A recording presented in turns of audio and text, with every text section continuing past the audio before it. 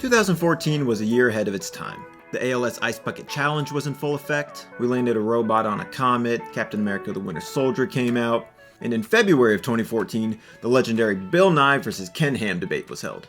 Legendary because, as a junior in high school, two of the great icons of my life were set to duke it out in what could only be described as the battle of the century. In one corner, you had Bill Nye the Science Guy, the hero of 3rd through 5th grade classrooms across the nation. When I was sitting at my desk fighting the urge to pick my nose and my teacher wheeled in one of those old box TVs, man, who cared what happened for the rest of the day? I gotta watch Bill Nye. He was funny, he was engaging, and he really did make learning fun. And in the other corner, you had Ken Ham. Up to that point in my life, I had never heard of Ken Ham, but I knew that he was a Christian, and since I was a Christian too, I knew a lot was riding on his shoulders. I liked Bill, but I pitied the idea of him getting absolutely curb stomped by epic Christian logic. Truth be told, I didn't actually watch the debate when it came out, but I do remember talking about it a lot with my friends. At the time, I felt some moral obligation to take Ken Ham's side since he was the Christian among the two of them, but after reading a few of his books last year, I realized that I should probably go back and actually watch the debate to see how it really went down. So today, that's what we're going to do. We're going to revisit the Bill Nye Ken Ham debate.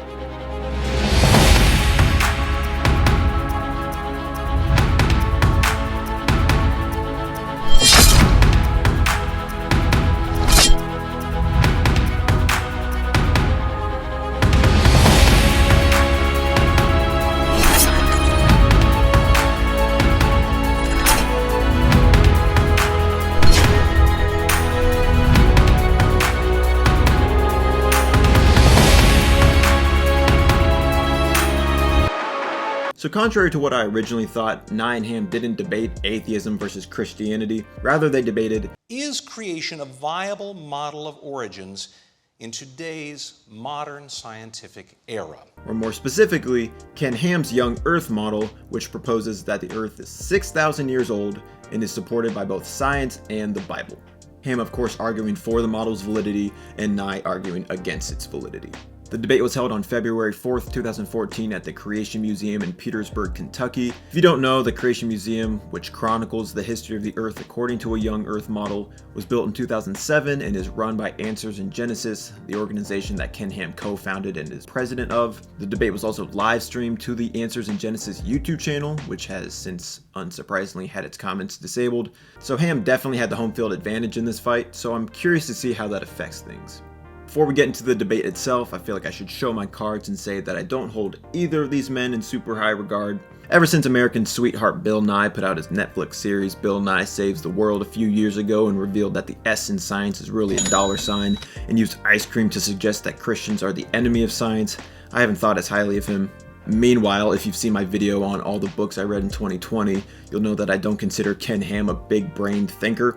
The way he defends his positions and attacks other viewpoints leaves a lot to be desired in my opinion, so I'm interested to see what sort of tactics he uses in this debate. With that in mind, I'm going to do my best to put my personal biases and beliefs aside while we go through this so I can present both sides' arguments as objectively as possible, and then at the end I'll share my take on everything and declare who I think won. Alright, enough talk, it's time to see what these two have to say.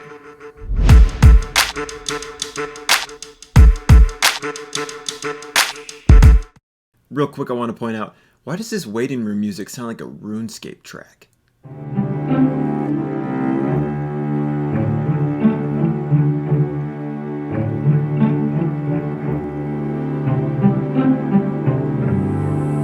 Anyway, after winning the coin toss, Ken Ham chose to present his opening statement first. He used his 5 minutes to explain to the audience that secularists have hijacked the meaning of the word science, that they've arbitrarily defined science as naturalism and outlawed the supernatural.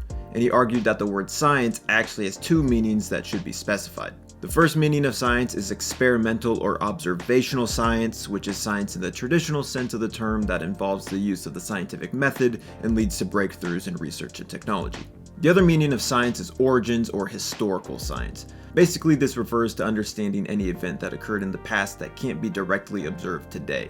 Ham argues that because past events aren't observable, they can't be explained using observational science, his first definition of science. Therefore, we can only understand the past through speculation and historical accounts, and since the only existing first-hand account of creation is God's account in the Bible, that deems creationism to be the only explanation of the origins of the earth. If that explanation confused you, go back and rewatch it because it really does set up Ham's whole argument. He uses the same logic here that he used in his books, which is the belief that whatever happened in the past, no matter how big or small, cannot be explained or understood using tools of the present. We're just getting started, so I won't go too far into this because it will come up again a lot, but if his basis for an argument has you banging your head up against a wall, then you better put on a helmet.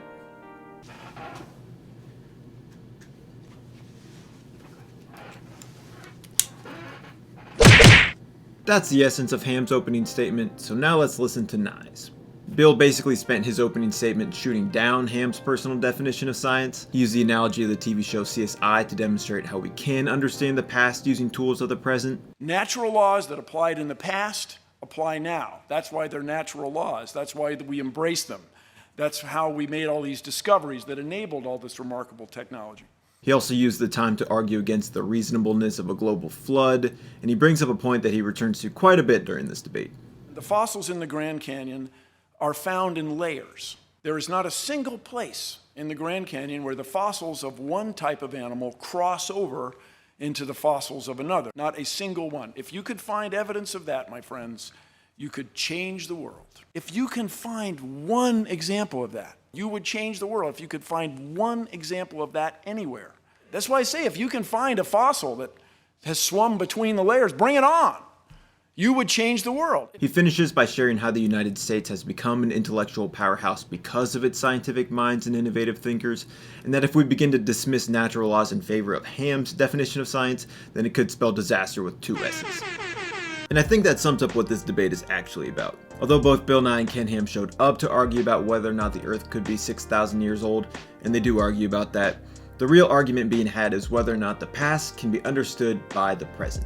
Not necessarily explained entirely, but at least understood within the boundaries of natural laws like gravity and carbon dating, these sort of constants in our world. It's not a matter I've ever personally questioned myself, but I'm interested to hear both sides of the argument now to see if my opinion can be swayed.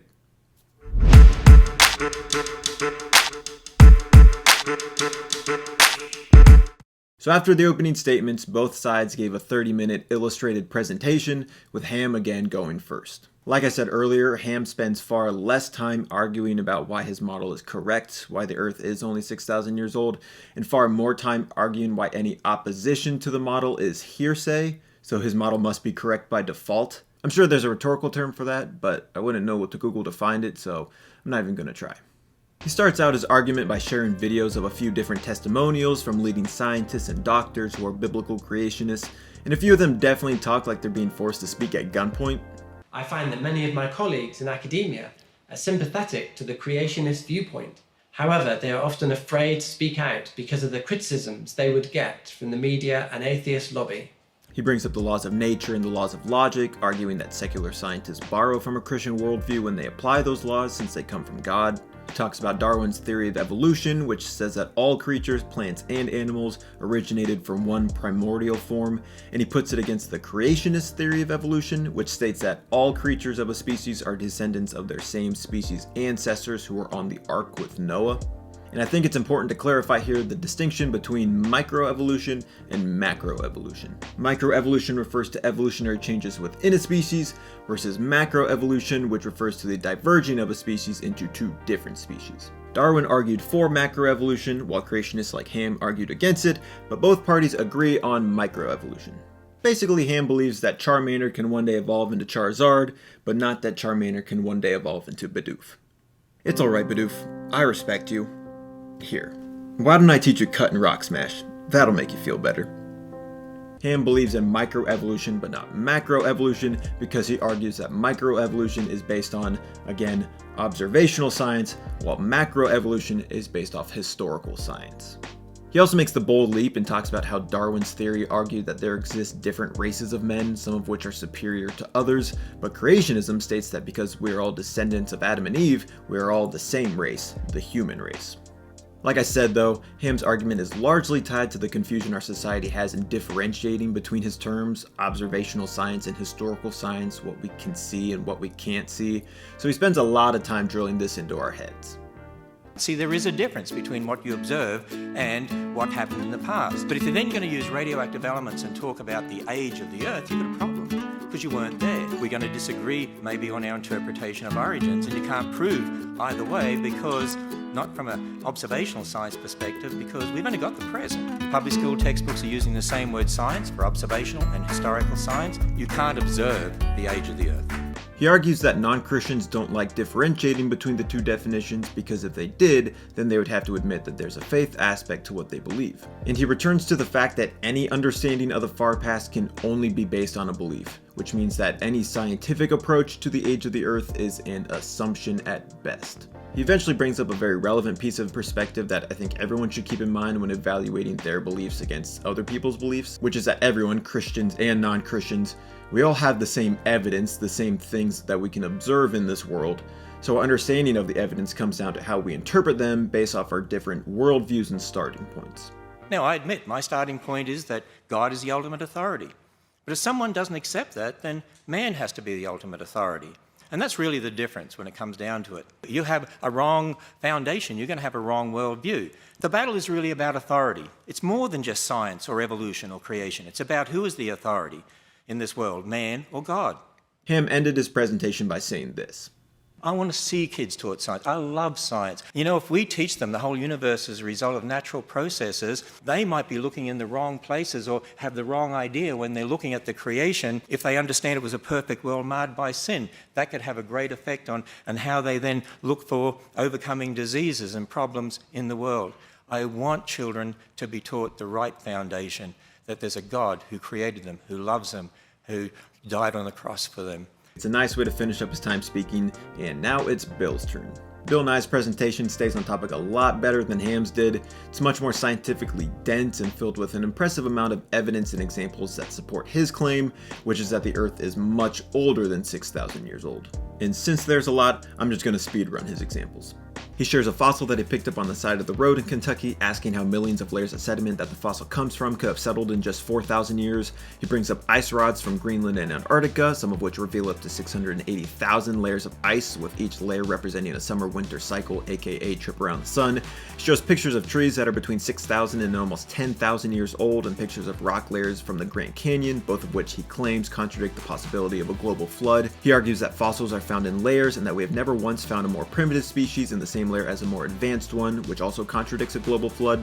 He shows an image depicting dozens of skulls found across the world and says that none of them belong to gorillas, challenging us to ask if they don't belong to humans, then who do they belong to? He brings up the fact that Ham's model claims that all animals who were aboard the Ark and survived the flood must have originated from the Himalayas, since that's where the Ark is said to have come to rest. But if that's the case, then we should see fossils of kangaroos between the Himalayas and Australia, since Australia is the only place on Earth where kangaroos are naturally found today, but we don't. And with that, the kangaroos would have had to have traveled along a since-sunken land bridge that connected Asia to Australia, but no divers or explorers have ever found such a thing. He explains the improbability of Noah and his family being able to build an ark as untrained craftsmen, as well as the improbability that 14,000 animals could have fit on the ark and been tended to by Noah and his family, and dismisses the possibility that such an ark could have survived a year at sea in the first place. He asks how billions of stars can be more than 6,000 light years away if the Earth is only 6,000 years old.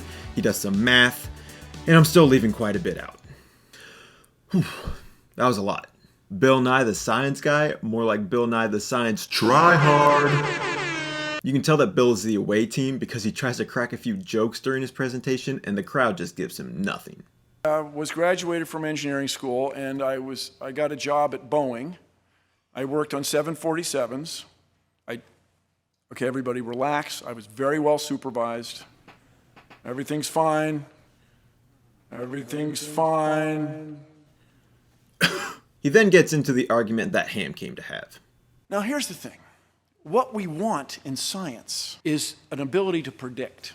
Mr. Ham and his worldview, the Ken Ham creation model, does not have this capability. It cannot make predictions. You can tell he wants to call Ham's model the most asinine thing he's ever heard, but since he's in front of an audience, he has to be more creative.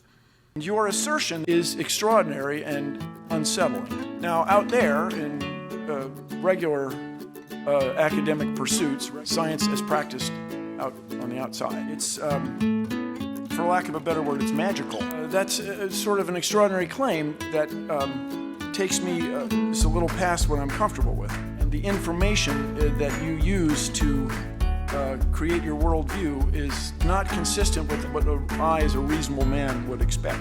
He doesn't engage too much with Ham's dialogue just because I think he's in disbelief that Ham is trying to have a conversation about two different types of science in the first place, and he finishes his presentation with an emotional appeal similar to Ham's. Please, you don't want to raise a generation of science students who don't understand how we know our place in the cosmos, our place in space, who don't understand natural law. We need to innovate to keep the United States where it is in the world. Thank you very much. Another well-worded way to end, in my opinion. So it's clear at this point that Bill Nye and Ken Ham are on two very different pages when it comes to understanding science. Really, they're in two different books entirely. And keep in mind that they're both men of science. Nye has a Bachelor of Science in Mechanical Engineering and is irrefutably the science guy, but Ham also has a Bachelor of Applied Science with an emphasis in environmental biology, and he used to be a science teacher actually. So we have two educated men of science who seemingly fall on polar ends of the scientific spectrum. The only portion left of the debate now are the rebuttals and counter-rebuttals, so I'm anxious to see if we can come to any sort of consensus with them.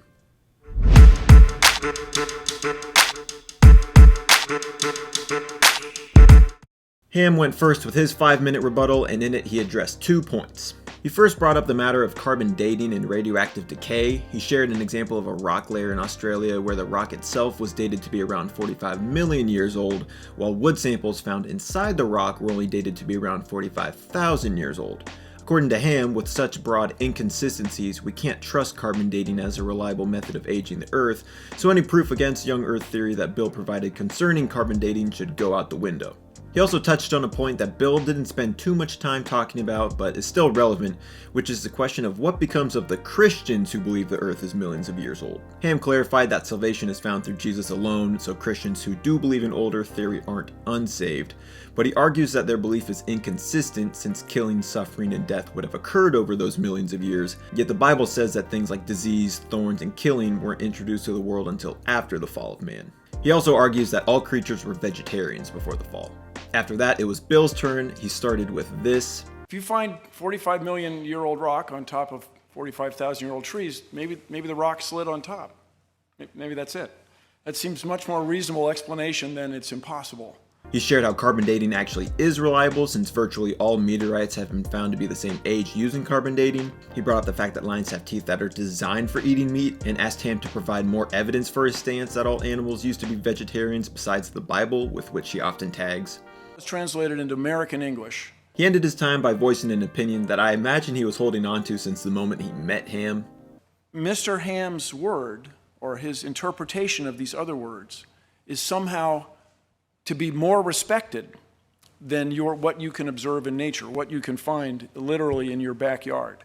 Are we supposed to take your word for English words translated over the last 30 centuries instead of what we can observe in the universe around us? Now I'm just going to zoom through the counter-rebuttals because it's all starting to sound the same at this point. Ham counter-rebutted with clarifying that there were likely only 1,000 species of animals on the Ark, so all of them could have theoretically fit, saying that measuring the age of the Earth using ice layers is unreliable since ice can build up catastrophically in a short period of time, saying that bears have sharp teeth yet they're primarily herbivores and that having sharp teeth isn't indicative of anything other than having sharp teeth, arguing that Noah and his family could have been skilled enough to build the Ark and we can't know because we weren't there, and bringing up the horizon problem, which calls into question the validity of measuring the age of the Earth using stars and light years. Bill argued against Noah and his family's ability to build an ark a little bit, but otherwise didn't really address Ham's individual points. You can tell at this point he's fed up with debating someone who disagrees with him on the fundamental nature of science. By the way, the fundamental thing we disagree on, Mr. Ham, is this nature of what you can prove to yourself. Not historical science, not observational science. For us in the scientific community, I remind you that when we find an idea that's not tenable, that doesn't work, we throw it away. We're delighted. What you have done tonight is spent all the time coming up with explanations about the past. What can you really predict? What can you really prove? He gives one last plea for viewers to take the matter of science education seriously so that the next generation of scientists and engineers can be raised to think critically and continue to innovate. And with that, the debate was over. There's actually a Q&A that the two of them did where they answered questions from the audience, but for all intents and purposes, the debate ends there. There were a lot of words said on both sides, some sounded smart, some sounded dumb, so now it's time to sort them out.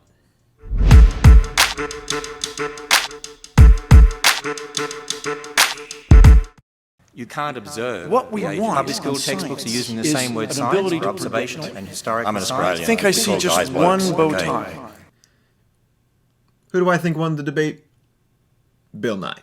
Like I said at the beginning of this video, I'm not partial to either one of these men, but if reasonable men win by default, then it has to be Bill.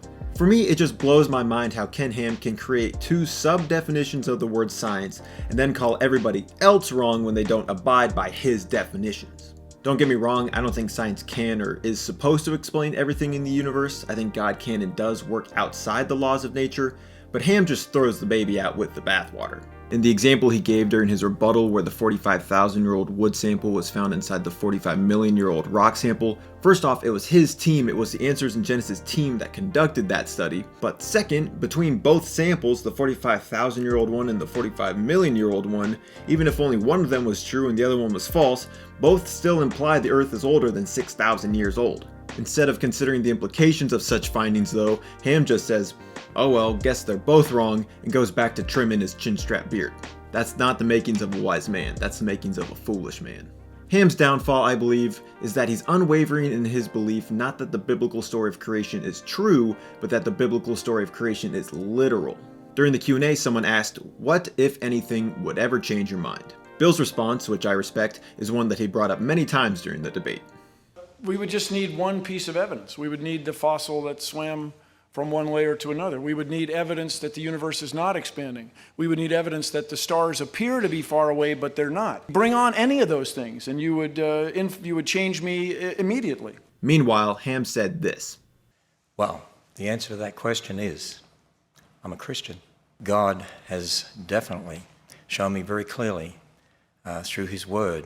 And so, as far as the word of God is concerned, no one's ever going to convince me that the word of God is not true. While I respect his devotion to sticking to the word of God, he makes it sound like if you're a Christian, you have to interpret the creation story as literal. And that's just not true. There are dozens of theories, biblical theories, concerning the creation story and the age of the earth. There's young earth theory, old earth theory, theistic evolution, all with their own sub-theories and all with their own arguments. I absolutely understand the danger in saying, well, if Genesis is subject to interpretation, then the story of Jesus must be subject to interpretation as well. Which is why reading the Bible requires some level of critical thinking on the reader's part. You have to discern why the passage was written, who it was written to, whether it's supposed to be literal or metaphorical, etc. And if you can't figure that out on your own, then you need to find someone who can. Otherwise, you'll just turn into a zealot. Do I know how old the earth is? No. Do I think Bill Nye should leave room in his theories for God to work? Yes. Do I think Ken Ham should participate in any more public debates? No. Am I glad I watched through this 2.5 hour long debate several times in order to make this video? Time will tell. If you're curious, I believe in old earth theory. If you want to look into that, I recommend A Biblical Case for an Old Earth by David Snoke and A Matter of Days by Hugh Ross. I got a chance to read this one, have not got a chance to read this one yet, but both of them have good reviews and will make you think. At the end of the day, I don't think the age of the earth matters. Whether the earth is 6,000 years old or 6 billion years old, I still have to write a paper for my abnormal psych class that I've been putting off making this video. I'm legitimately very curious to hear your guys' thoughts. Do you think the earth is 6,000 years old, millions of years old? Did either of these men sway your opinion with their argument? Let me know in the comments. Thank you so much for watching. I'm hoping to move in the direction of more commentary style videos like this one in the future, so if you enjoyed this one, please like and subscribe as I have more videos like it on the way. I appreciate you all very much, and I will see you in the next one.